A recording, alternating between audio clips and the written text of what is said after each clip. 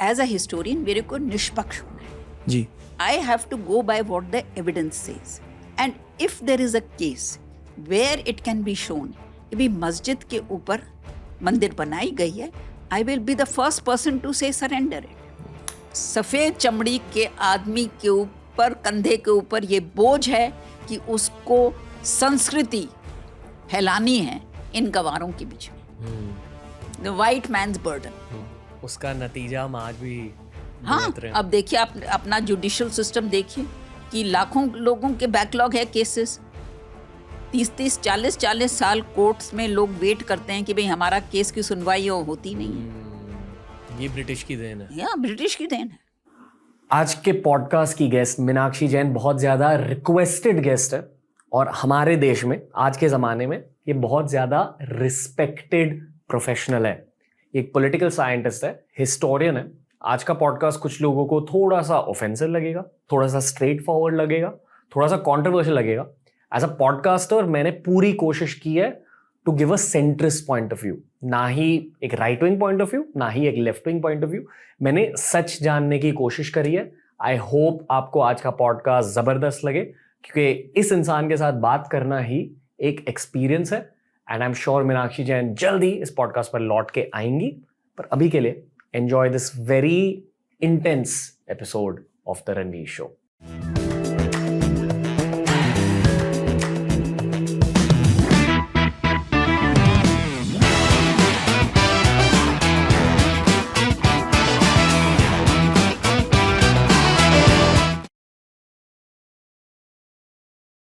Doctor Meenakshi Jain, आपका स्वागत है टीआरएस में। हम बहुत ज्यादा एक्साइटेड हैं आपसे बात करने के लिए। धन्यवाद। मैं भी बहुत एक्साइटेड हूँ बिकॉज मैंने देखा है कि आपकी इतनी व्यूअरशिप है दैट आई थिंक कि अगर वो व्यूअरशिप मेरी भी बातों को सुन ले तो that will be a big gain for me. मुझे आपको इस पॉडकास्ट पर इसलिए होस्ट करना था क्योंकि आपने अपनी पूरी जिंदगी रिसर्च को डेडिकेट की है। बिल्कुल। आपने बहुत ज्यादा रिसर्च करी है। इस रिसर्च की शुरुआत कहाँ से हुई? एक्चुअली ये रिसर्च की मतलब शुरू से मैं कॉलेज के टाइम से ही मैं बहुत अध्ययन करती थी जी। लेकिन जो सीरियस रिसर्च जिसको हम कहते हैं वो मैंने एक्चुअली अयोध्या का जब सिलसिला हुआ तब से शुरू की। जब अयोध्या के हाई कोर्ट की जजमेंट आई, इलाहाबाद हाई कोर्ट की जजमेंट आई, तब तक मेरे को इस विषय में कुछ खास जानकारी नहीं थी और अन्य लोगों के साथ बस मेरे को इमोशनल था कि हाँ ये यहाँ पर मंदिर बनना चाहिए, लेकिन गहराई पर मैं नहीं गई थी। जजमेंट के इलाहाबाद हाई कोर्ट की जजमेंट के 1-2 महीने के बाद मेरे को किसी ने एक पैम्फलेट दी, 90 पेज की पैम्फलेट, और वो एक प्रसिद्ध इतिहासकार ने लिखी थी। नाम लेने की ज़रूरत नहीं है, लेकिन वो जब मैंने पढ़ी तो उस इतिहासकार ने कहा कि ये जजमेंट इतनी गलत है और सुप्रीम कोर्ट को तो इस जजमेंट को खारिज करना पड़ेगा। मैम, आपको हल्के से कॉन्टेक्स्ट देना पड़ेगा क्योंकि हमारे शो को टीनेजर्स भी देखते हैं। इसी टॉपिक के हिस्ट्री के बारे में बात करते हैं। जी, आप वहाँ जाना चाहोगे? आप जहाँ पे मेरे को ले जाएं। चलिए बताइए, मतलब एग्जैक्टली हुआ क्या था 300 साल पहले, 400 साल पहले? लेकिन if I just want to नहीं, 300 साल पहले तो हमको पता है कि वहाँ पे एक मंदिर था और वो मंदिर बाबर ने तोड़ा। लेकिन इसमें मैं 1-2 बातें कहूँगी, then I want to take the thing to another level. देखिए, बाबर ने मंदिर तोड़ा तो जो उस समय की जनता, लोग थे, जनता क्या कहूँ, जो लोग थे, उनके माइंड में था कि भाई यहाँ हमारा मंदिर था। तो उस टाइम राजनीतिक शक्ति हिंदुओं के पास नहीं थी, वहाँ पे तो अवध नवाबों का शासन था थोड़े समय के बाद। तो लेकिन तब भी वो वहाँ पे आते थे उस स्थान पर, और ये हमारे पास गवाह है, विलियम फिच, टिफन थैलर, और उसके बाद अंग्रेज जो एडमिनिस्ट्रेटर्स थे। तो ये आते रहे, लेकिन कहने का मतलब ये है कि मतलब कि एक सिविलाइजेशनल मेमोरी, अगर मैं ये शब्दों का इस्तेमाल करूं, कि एक सिविलाइजेशनल मेमोरी थी कि भाई ये हमारे लिए पवित्र स्थान था। तो 1528 का जो हादसा हुआ वो किसी इतिहासकार ने नहीं लिखा, कोई टीवी चैनल या आपके पॉडकास्ट से लोगों को नहीं पता, है ना? तो ये तो लोगों को सिविलाइजेशनल मेमोरी, उनको याद था कि भाई ऐसा हुआ है, तो वो जगह नहीं छोड़ते। मैं डिवाइड एंड रूल और ये रिलीजन कंट्रोल्स पॉपुलेशन के बारे में इसलिए बात कर रहा हूँ क्योंकि बाबरी मस्जिद शब्द और ये मंदिर वर्सेस मस्जिद मेंटालिटी आज के ज़माने में पूरे पॉपुलेशन को डिवाइड कर रही है, और उस डिवीजन की वजह से आई फील हमारे देश को बहुत ज़्यादा नुकसान हो रहा है। लेकिन I mean you are entitled to a view point, और ये जो आपका दृष्टि है, बहुत लोगों की ये दृष्टि है। मैं ये चाहता हूँ कि ये वाला पॉडकास्ट हमारे मुस्लिम भाई बहन भी देखें। हाँ, लेकिन बिल्कुल, इसलिए मैंने कहा कि उसने मस्जिद या जन्म स्थान बोला, जी ठीक है, लेकिन मैं सिर्फ ये कह रही हूँ कि ये जो हादसा था, ये जो इतिहास है, ये कोई मनगढ़ंत नहीं है। क्योंकि मैं हिस्टोरियन हूँ, तो मैं सिर्फ सबूत के बेसिस पे मैं लिखूंगी जी। I have to go by what the evidence says, what the document say. तो जो मेरे को सबूत मिलता है मैं उसके बेसिस पे इतिहास लिखूंगी, क्योंकि मैं प्रोपेगेंडिस्ट नहीं हूँ, ना मैं किसी पार्टी की मेंबर हूँ, तो मैं तो एकेडमिक हूँ, और मेरे को लगता है कि मेरे को अपनी प्रोफेशन, उसके प्रति श्रद्धा एंड ऑनेस्टी दिखानी चाहिए। So I don't you know, and if there is a case where it can be shown कि भाई मस्जिद के ऊपर मंदिर बनाई गई है, I will be the first person to say surrender it, क्योंकि ये तो दोनों तरफ की बात है ना। हाँ जी। ये तो है नहीं कि भाई एक तरफ की बात है। लेकिन मैं ये पॉइंट कर रही थी, आपसे कह रही थी कि जो मैं लिख रही हूँ वो सबूत के बेसिस पे, लोगों की क्या राय है इससे मेरा कोई मतलब नहीं है, क्योंकि मैं इतिहासकार हूँ जी। तो अयोध्या पे जो मैंने इतने सबूत देखे, तो they all pointed to one side. और मैं ये कह रही थी कि अंग्रेजों के टाइम में 1858 से 1947 तक दोनों parties were going to the court, and the court always said the Hindu side is right and injustice has been done. लेकिन वो 300 साल पहले हुई थी और हम इसमें हस्तक्षेप नहीं करना चाहते। तो ये मैं कह रही। आज के ज़माने में पूरी दुनिया, सिर्फ भारत नहीं, पूरी तरह से पोलराइज्ड है। जी, यानी कि कोई ग्रे पर्सपेक्टिव्स को समझता नहीं, बिल्कुल। या तो ब्लैक होता है या तो वाइट होता है, कोई भी न्यूआंसेस को समझता नहीं। आई एम श्योर कि क्योंकि आप इस मुद्दे पर ऑनलाइन भी बातें करते हो, आपको बैकलैश मिलता होगा। ऑनेस्टली मोस्टली इंडियन इंटरनेट के I won't say all, but बहुत सारे content creators strongly left wing जनता है। जी, मैं खुद राइट विंग नहीं हूँ, बहुत लोगों को जी। लगता है कि मैं right wing, but I feel I am a centrist. मैं भी आप आई सेंट्रिस्ट गो हो? By where the evidence leads me. Okay okay. But जब आप ऐसे पॉइंट्स पेश करते हो पूरी दुनिया के सामने, आपको रिबटल्स कैसे मिलते हैं? देखिए, I have been quite fortunate, क्योंकि जो भी मेरी पुस्तक पढ़ता है वो तो इतना मानता है ना कि इसमें मैंने बहुत अध्ययन किया है, जी। बहुत अध्ययन करके लिखा है, और मैं कोई ऐसी स्टेटमेंट वहाँ पे नहीं लिखती जिससे लोगों को हर्ट हूँ। तो मैं I let the facts speak for themselves. मैं अपनी पुस्तकों में खुद नहीं बोलती, मैंने जो इकट्ठा किया है सबूत वो पेश करती हूँ, और मैं कहती हूँ कि जो पढ़ रहा है वो अपने निष्कर्ष ओके पहुंचे। सो आई डोंट थिंक, मेरे को याद नहीं है कि मेरे को किसी ने अनफेयरली अटैक किया। जी। देखिए, ये जरूरी नहीं कि आप हर मेरी बात पे सहमत हों। Everyone has the right to their own opinion. क्योंकि आप प्रूफ को ऐसे सामने पेश कर रहे हो, हाँ। There is nothing I can argue. हाँ, नहीं, तो मैं इसलिए बोल रही हूँ कि मेरे को याद नहीं कि मेरे को किसी ने अनफेयरली अटैक किया। ओके मेरा एक्सपीरियंस उस तरह से बुरा नहीं है। Okay people know that I am writing as a scholar. Okay. अभी टॉपिक चेंज करते हैं क्योंकि भारतीय इतिहास आपका सब्जेक्ट है, मैं और जानना चाहूँगा। आप बताइए, व्हाट एल्स फैसिनेट्स यू हमारे इतिहास के बारे में? ऐसी कौन सी चीज़ है जो आपके दिल को इंस्पायर करती है? अभी मेरी एक नई पुस्तक आने वाली है। जी।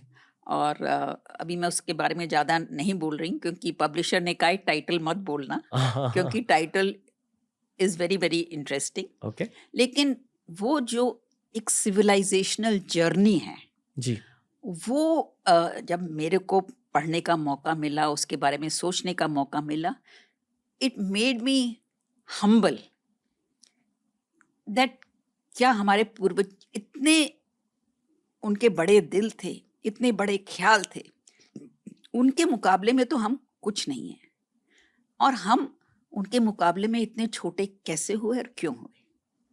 क्योंकि जब हमारी जो सिविलाइजेशनल जर्नी है, अगर मैं ये शब्द इस्तेमाल करूं, तो मैं उसको वेदा से शुरू करती हूँ। ओके आप एक टाइमलाइन इनपुट दे सकते हो आपके नहीं, अकॉर्डिंग? क्योंकि dating of the text is impossible. Okay क्योंकि कब लिखे गए ये तो आपका अंदाजा है, मेरा अंदाजा है, लेकिन उसका कोई ठोस सबूत तो है नहीं, लेकिन हम कह सकते हैं हजारों साल पहले। आई फील कि वेदास में सरस्वती नदी के जी बारे में लिखा गया है। जी एंड ये एक्चुअली हमारे शो पे एक हिस्टोरियन आते हैं, अभिजीत चावड़ा सर। जी जी उन्होंने मुझसे कहा, आप जानते हो उनको? जी, ओके मैं तो उनके पॉडकास्ट पे गई हूँ। अच्छा लवली।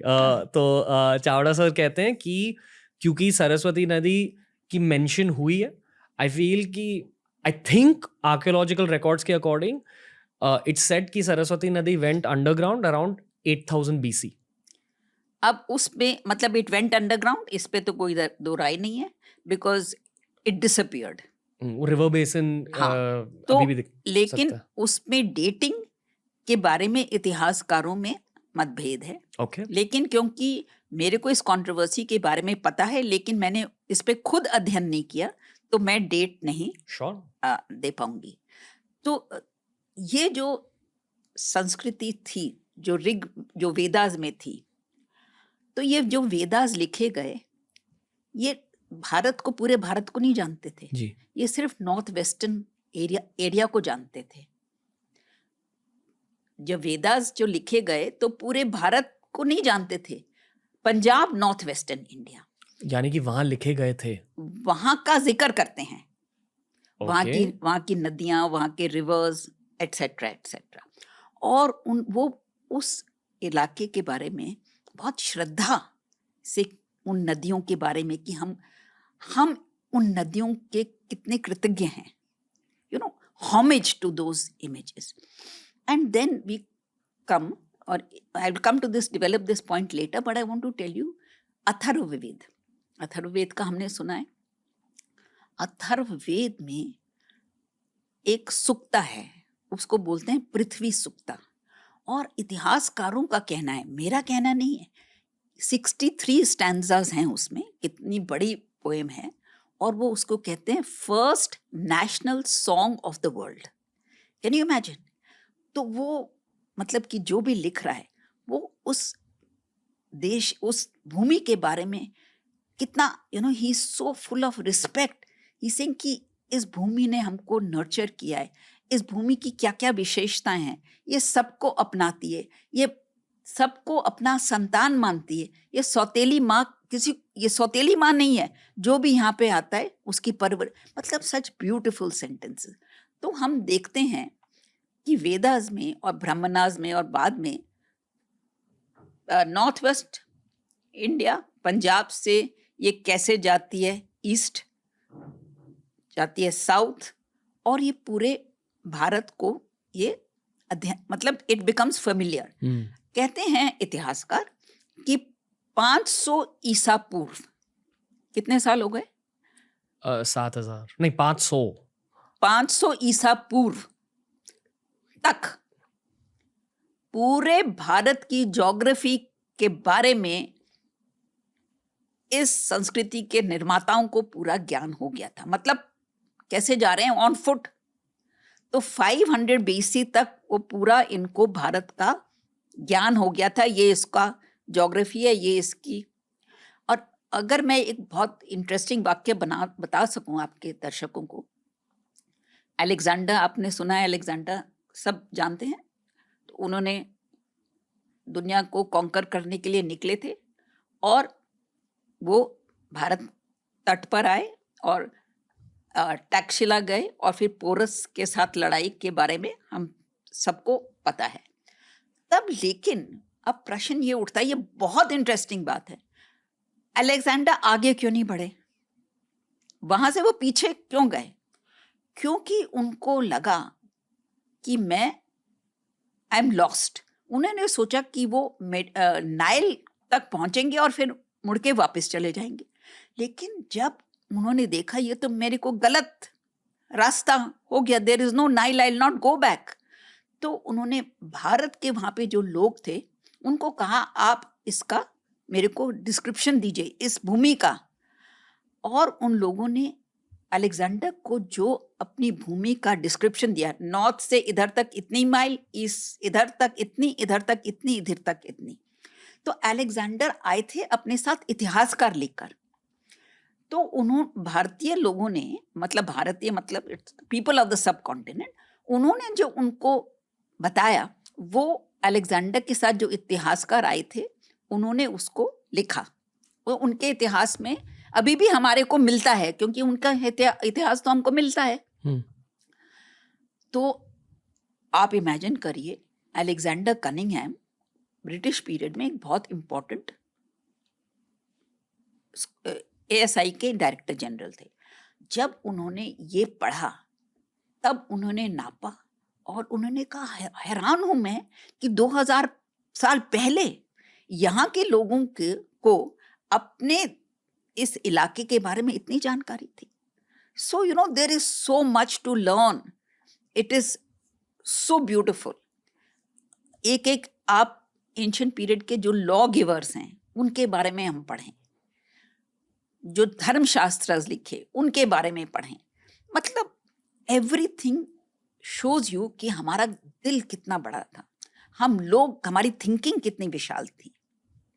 और ये हमको सोचना चाहिए कि भाई उस समय तो हम जायंट्स थे, फिर हमारा कद छोटा क्यों होता गया, ये विचार करने की बात है।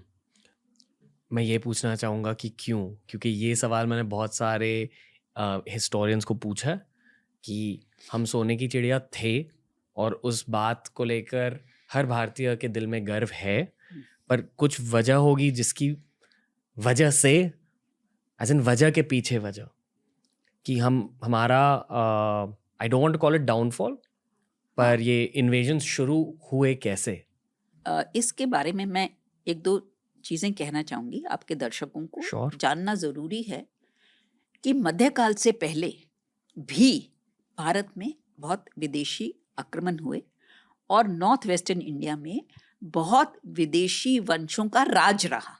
जैसे कि शाकास, कुशान्स, हुन्स, तो ये सारे वंश थे, बाहर से आए थे और उन्होंने नॉर्थ वेस्टर्न इंडिया पर शासन किया, यानी कि Pakistan, modern day Pakistan. You can say that, but that was all part of the sub continent ना। ये लोग सेंट्रल एशिया से है? हाँ। ओके, जैसे कि आज के ज़माने में उज़्बेकिस्तान, कज़ाकिस्तान, ऐसी जगह? नहीं, मतलब कि कुछ लोग ईरान की तरफ से आए थे। ओके। जो फर्स्ट इंडो ग्रीक्स आए थे जी, इंडो ईरानियंस, इंडो ग्रीक्स, फिर बैक्ट्रियंस और Kushans, Shakas, Kushans and Hund's. Shakas कहाँ से? हाँ। Okay. So what I am saying is that Bharat में पहले भी विदेशी लोगों ने शासन किया, पूरे भारत पर नहीं क्योंकि वो तो असंभव था, लेकिन भारत के उत्तरी भारत के काफी इलाकों पर। लेकिन हमारे पास कोई सबूत नहीं है कि यहाँ का धन वो बाहर ले गए हों। भाई यहाँ पे बस गए, वो यहाँ के तौर तरीके अपनाए, यहाँ के देव देवताओं को अपनाया, जो भी था यहाँ का उन्होंने अपनाया। बहुत से तो बुद्धिज्म के उपासक हो गए, उन्होंने बुद्धिज्म का प्रचार किया, भगत हो गए बुद्धिज्म के। एक इंस्क्रिप्शन हमारे पास मथुरा का है जहाँ पे एक फैमिली जैनिज्म को एक्सेप्ट कर रही है। तो this was there but they stayed on. अब हम वो यहाँ पे रहे, अब हमारे पास तो कोई सबूत नहीं है, वो तो मिल गए ना, इतना हमारे जो यहाँ के लोग थे उनसे इतना मिल गए कि अब कोई सबूत नहीं है कि फिर उसके बाद 8वीं शताब्दी में अरब एंड टर्किश आक्रमण हुए। अरब एंड टर्किश आक्रमण जो शुरू में हुए वो तो बाहर भेजते थे, जो उनको मिलता था खलीफा वगैरह को भेजते थे, लेकिन जब उनका शासन स्थापित हुआ तब तो उन्होंने भेजा नहीं। तो उन्होंने उस टाइम जो किसान, क्योंकि खेती से ही सारी सरकार को आमदनी मिलती थी, इंडस्ट्री वगैरह से इतना कोई इंडस्ट्री तो होती नहीं थी, लेकिन जो भी, तो ये जो भूमि कर है ये किसान से जितना ले सकते थे लेते थे, और ये इन्होंने आपस में बांटा। मतलब जैसे कि मुगल पीरियड में एक स्टडी की गई है कि किसान को 50% तो उसको देना पड़ता था भूमि कर खराज, उसके अलावा और इतने टैक्सेस, तो उसके पास अपनी गुजारे के लिए हार्डली कुछ बचता था। तो ये जो इतना कर इकट्ठा करती थी स्टेट, तो ये 1600 लोगों में डिस्ट्रीब्यूट होता था। मतलब बादशाह, उसका परिवार, उसके मुख्य ऑफिसर्स वगैरह में डिस्ट्रीब्यूट होता। So the drain of wealth, as you say, actually begins with the arrival of the European trading companies, क्योंकि वो सब यहाँ से ट्रेड करके जितना ले जा सकते थे ले गए।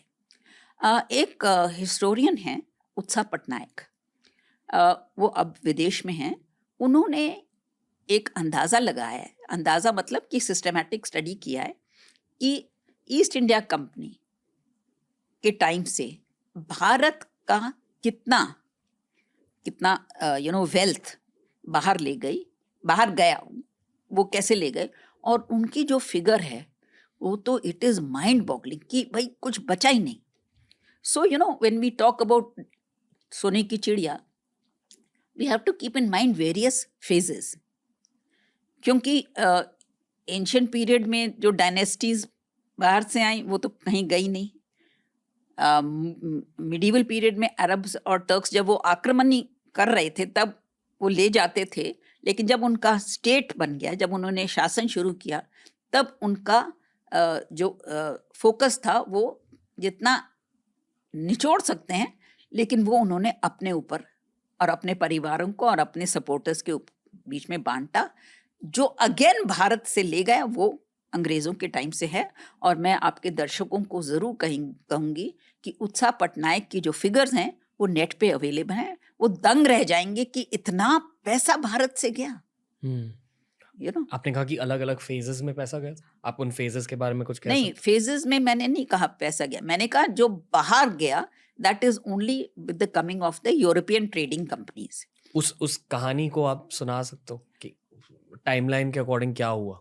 नहीं, देखिए, जैसे पहले ईस्ट इंडिया कंपनी आई जी, तो East India Company was only trading from Bengal. मैं उसके पहले के बारे में भी बात कर रहा हूँ मैम। उसके पहले मतलब कि पोर्चुगीज, डच। आपके अकॉर्डिंग तब शुरुआत हुई हाँ। ड्रेन ऑफ वेल्थ की, तो तब से पोर्चुगीज और डच की वजह से। But main thing was with the coming of the English east India company. Okay, जो उत्साह पटनायक की कैलकुलेशन है mainly of the English east India company. East India company Portuguese की भी थी, फ्रेंच की भी थी। ईस्ट इंडिया कंपनी मीन्स कि इंडिया आके ट्रेड करेंगे। तो आज के ज़माने, अब कभी यूरोप गए हो? हाँ। तो जब आप यूरोप जाते हो, किसी भी यूरोपियन शहर में एक सिटी सेंटर होता है, हाँ। उनका डाउनटाउन, हाँ। जहाँ बहुत बढ़िया आर्किटेक्चर देखने को मिलेगा, गोल्ड प्लेटेड चीज़ें देखने को मिलेगी। वो सारा गोल्ड, वो सारी वेल्थ आपके अकॉर्डिंग भारत से निकल के आई है? नहीं, मतलब बहुत कुछ भारत से निकली, लेकिन अंग्रेजों ने सिर्फ भारत पर शासन नहीं किया ना। उन्होंने तो पूरी दुनिया पर। हाँ, और देखिए अभी पिछले हफ्ते मैं सुन रही थी, ग्रीस, जब ग्रीस गए तो वहाँ पे उनको बहुत फैबुलस उनके स्कल्पचर्स मिले जिनको बोलते हैं एल्गिन मार्बल्स, क्योंकि एल्गिन जो वाइसरॉय थे उन्होंने उनको उठा के इंग्लैंड ले गए। और कितने सदियों से ग्रीस के लोग बोल रहे हैं ये हमारा this is our heritage, you give it back to us. तो इतना संघर्ष किया। एल्गिन मार्बल्स तो वो उनके बहुत प्राचीन मंदिर के यहाँ से उठा के लेके गए थे। अब मैंने अखबार में पढ़ा पिछले हफ्ते कि अब शायद एक समझौता हो रहा है, इंग्लैंड उनको वापस करेगा, लेकिन वो it will be like giving it to them on for a limited period. Limited period, वो ये नहीं कहेंगे कि भी हम तुम्हारे लौटा रहे हैं, वो कहेंगे हमारी अंडरस्टैंडिंग है, अभी हम इनको यहाँ पर डिस्प्ले करेंगे। But that is that Greek determination to get back their national. जैसे कि अगर हम कह दें कि भाई अशोक चक्र लौटा दो, नहीं, जो कोहिनूर लौटा दो इज वेरी डिफरेंट। जैसे कि ये हमारा लायन कैपिटल है ना, अशोका का सारनाथ जी, वो जिसको हमने we part of our emblem and all that, अगर कोई ले जाके इंग्लैंड में उसको रख ले तो हम तो कहेंगे कि भाई ये हमारा वापस करिए। दिस इज समथिंग विच जो Kohinoor it's important for us, but it is not our, it's not created by man ना। समझो, हमारा आर्ट नहीं है, हाँ, इस देश से निकल और गया वो है। आर्ट हमारा सिर्फ आर्ट नहीं है, उससे हमारा कितना कुछ जुड़ा हुआ है। जो स्कल्पचर बना रहे थे वो तो they were not making a work of art, वो तो उनकी श्रद्धा थी कि वो हम ये बना रहे हैं। बेसिकली आई फील कि ऑल इन ऑल जो आप कह रहे हो कि भारत के मॉडर्न हिस्ट्री में शायद सबसे बड़ा विलेनस रोल तब के अंग्रेजों का रहा है। अब देखिए, अब इसमें 2-3 राय हैं। ये तो इट्स विदाउट डाउट, क्योंकि पैसा चोरी हुआ है। हाँ, इसमें तो कोई डाउट नहीं है। ओके ओके, ठीक है। दूसरी राय क्या है? नहीं, मतलब in the sense that we have to also take into account the British role, कि भी उन्होंने भारत की जो संस्थाएं थी, पैसा तो गया उसमें तो कोई दो राय नहीं है ना, जो हमारी संस्थाएं थी उनको कैसे उजाड़ा। जी, जब अंग्रेज आए और उन्होंने बंगाल जीत लिया तो उनको वहाँ पर न्याय और रेवेन्यू दोनों के ऊपर अपना करना था कि भाई आप जुडिशरी आप संभालिए और रेवेन्यू कलेक्शन अब आप करिए क्योंकि आप इंचार्ज हैं। तो जब वो, उनको तो कुछ पता नहीं था कि भाई ये न्याय है क्या करना है हमको यहाँ पे। तो जब वो डिस्ट्रिक्ट्स में गए तो उन्होंने देखा कि भाई ये जो इंडिजेनस, मतलब यहाँ का जो न्याय का सिस्टम है वो क्या फैंटास्टिक है। तब उन्होंने, अंग्रेज़ों के टाइम के डिस्ट्रिक्ट कलेक्टर्स ने इतनी बड़ी रिपोर्ट्स लिखी हैं कि भाई हम तो हैरान हो गए कि हमने तो कभी ऐसा सोचा नहीं था कि यहाँ पर लोगों को ऐसे न्याय मिलता है। वो कहते हैं कि ये प्राचीन सिस्टम है, लेकिन समय के अनुसार इसमें प्रॉब्लम्स आ गई हैं, तो इसको हमको सुधारना चाहिए और हमको इसको पुराने ग्रैंडियर से रेस्टोर करना चाहिए। और वो ये कहते हैं कि इंग्लैंड से हमको कोई अपनी संस्था यहाँ पे लाके इन पे नहीं थोपनी, क्योंकि वो कहते हैं कि ये जो न्याय सिस्टम है, जस्ट टॉक फॉर 2-3 मिनट, वो कहते हैं कि ये कोई भी जो जिसको कंप्लेंट है उसके दरवाजे पे जाके न्याय देता है, justice at the door step. और उन्होंने कहा यहाँ पे कोई बैकलॉग ऑफ केसेस नहीं होता। हमारी कोर्ट्स में तो 100 केसेस होते हैं कि भी इतना सालों से बैकलॉग है। यहाँ पे जितनी केसेस हैं उतनी पंचायत बना लो जी। ये तो है नहीं कि भी एक विलेज में, एक गांव में एक ही पंचायत बैठेगी। अगर 10 केस हैं ग्राम विलेज के सामने तो वो 10 पंचायत बिठा दो और कोई पैसे नहीं लेता, जस्टिस इज फ्री। तो वो इतना लिखते हैं, मतलब इतना, इट्स मार्वलस कि भाई वो, और फिर वो क्यों बदले।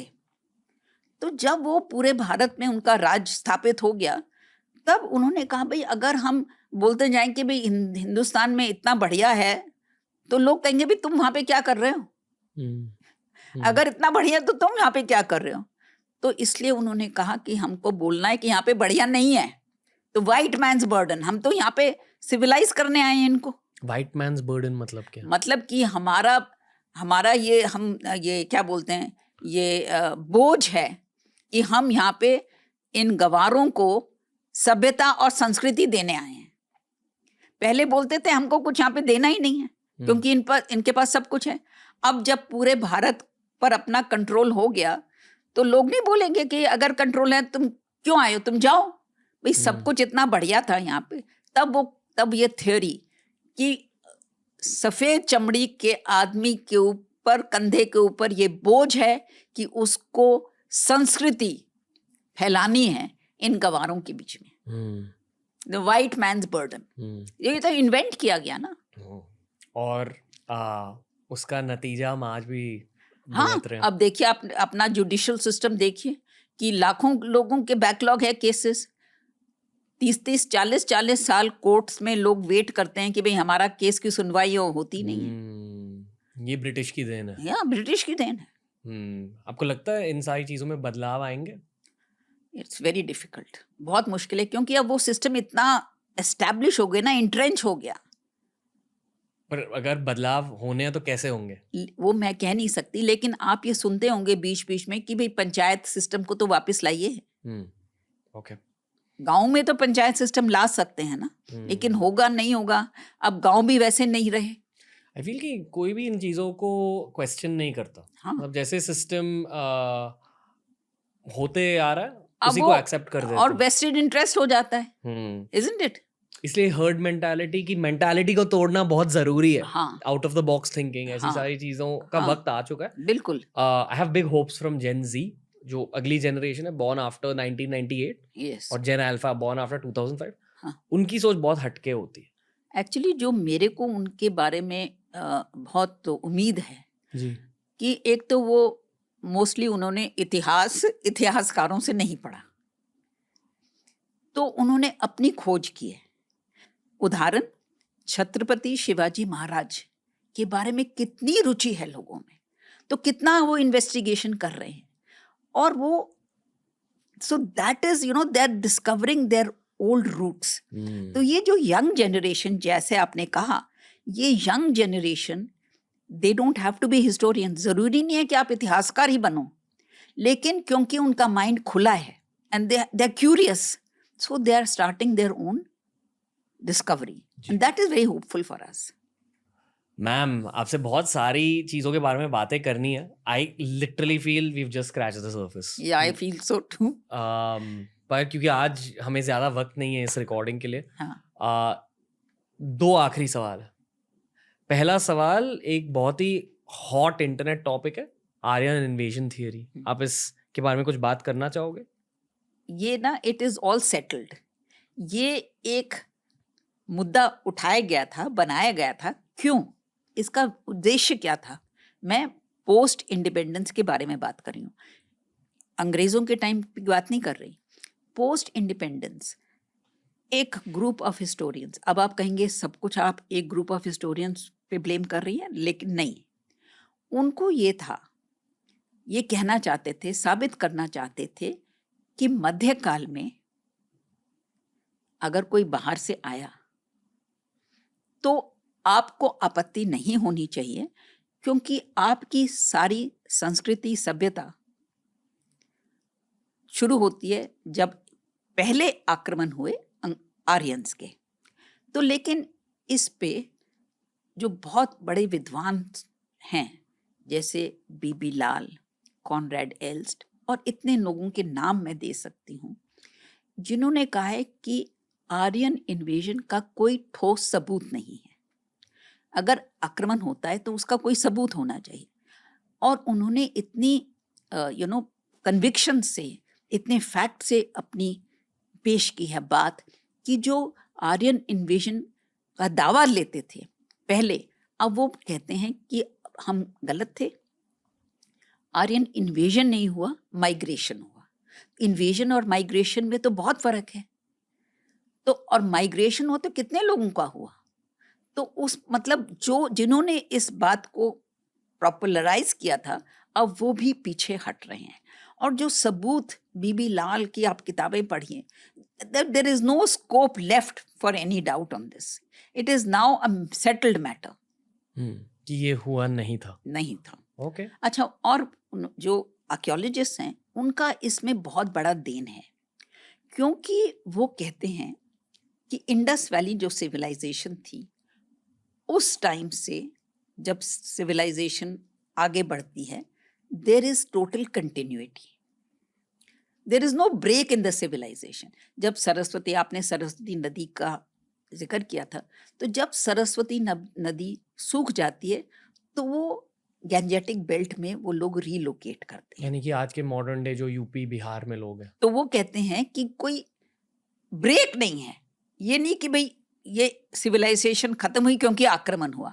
सिविलाइजेशन खत्म हुई क्योंकि सरस्वती नदी सूख रही थी और वो लोग आगे बढ़े. तो आज के मॉडर्न डे पंजाबीज और जो पाकिस्तानी है वो कौन है? वो तो पुरानी बहुत बड़ी कहानी है, but they are very important contributors to our civilization. We should not look कि भाई आज के पंजाबी कौन है, आज के यूपी कौन है. They are the inheritors of our great civilization.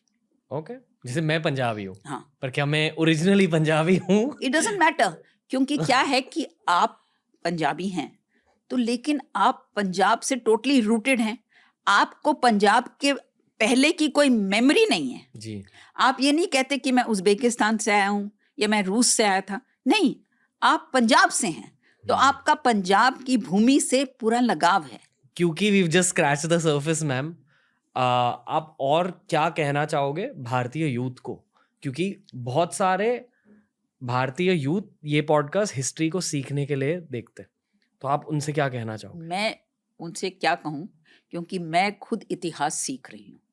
हमारा इतिहास इतना विशाल है, इतना डीप है, और उसमें सीखने को इतना कुछ है कि मतलब it is a learning experience. मैं ये जो अभी मैं अपने बताए, मेरी जो किताब आने वाली है, उससे मेरे को इतिहास, भारतीय एंशिएंट इतिहास के बारे में इतना कुछ सीखने को मिला. तो मैं सोचती हूँ कि एक पोर्शन के ऊपर मेरे को इतना सीखने को मिला, इतनी मेरी गलत फहमियाँ ख़त्म हुई, तो it is a joyous journey. मैं कहती हूँ कि ये हमारे अतीत को समझने का एक जॉयस जर्नी है. जितनी हम इस जर्नी को एंजॉय कर सकें, जितना एरिया को आप समझना चाहें आप समझिए. It is a rich heritage, it is worthy of being restored, and it is something that we should be proud of. Doctor Meenakshi Jain, thank you. आपके साथ और बहुत सारे एपिसोड्स रिकॉर्ड करने हैं. Thank you. मुझे थोड़ा दिल से बुरा लग रहा है कि I couldn't do justice to your work. नहीं, but I am delighted to be here on your show, and I have to compliment you that you have got such a vast following. It is really absolutely amazing. So thank you for inviting me to your show. I thank my team for the vast Yes, following. thank you. But आपसे बहुत सारी बातें करनी है, and just thank you for being on TRS. Thank you. ये था आज का पॉडकास्ट दोस्तों. जैसे कि मैंने बहुत सारे पॉडकास्ट में कहा है कि as a podcaster it is my duty to be a centrist. मुझे ना ही एक राइट विंग पर्सपेक्टिव देना है, ना ही लेफ्ट विंग पर्सपेक्टिव देना है. मुझे सच जानना है और आपके सामने सच पेश करना है. उस पर्सपेक्टिव से मैं आपसे गेस्ट रिकमेंडेशंस मांगना चाहता हूँ, स्पेशली ट्विटर की दुनिया से. कुछ लोग ये कहेंगे कि नहीं, मीनाक्षी जैन मैम शायद राइट विंगर है, तो ठीक है भाई, मुझे लेफ्ट विंगर ओरिएंटेड गेस्ट्स के सजेशंस दीजिए, मैं उन्हें भी लाऊंगा and we'll balance it out.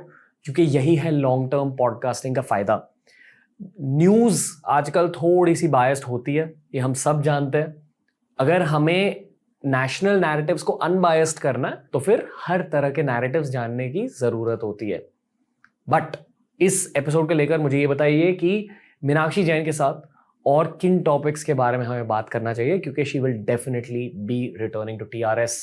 TRS देखते जाइए, सुनते जाइए और सीखते जाइए. जय हिंद. Let's take Bharat forward.